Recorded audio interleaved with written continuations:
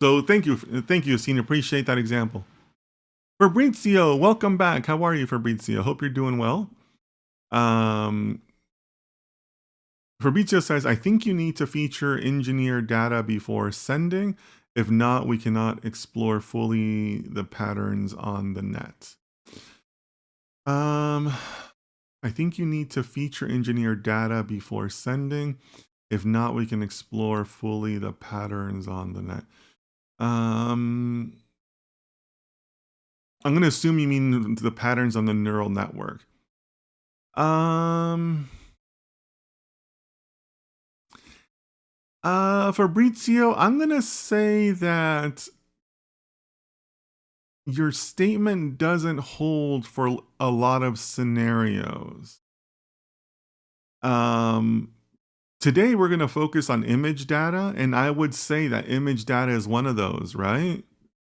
You don't tend to have too much feature engineering on image data. You would also say the same for like audio data, right? Or signal processing. You actually kind of don't want to have a lot on those types of scenarios, right?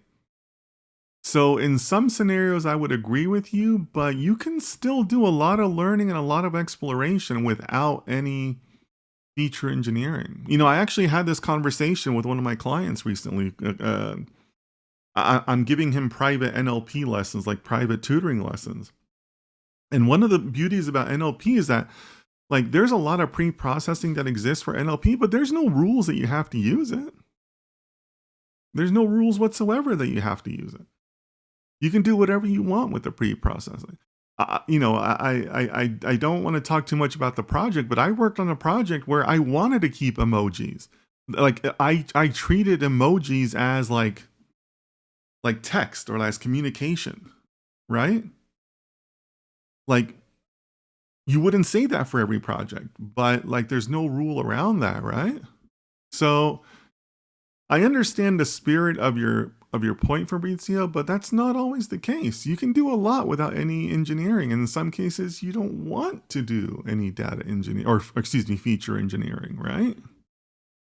So keep that in mind. Keep that in mind, guys. There's no rules when it comes to that. You can make that part of your experimentation. You know, like I've done NLP projects where you can say, I got these results by using this stemming approach, but I got these other results by using a different stemming approach, right? You can do that, but you can also do none of it if you wanted to, right? So it's all part of the flexibility of data science. Okay,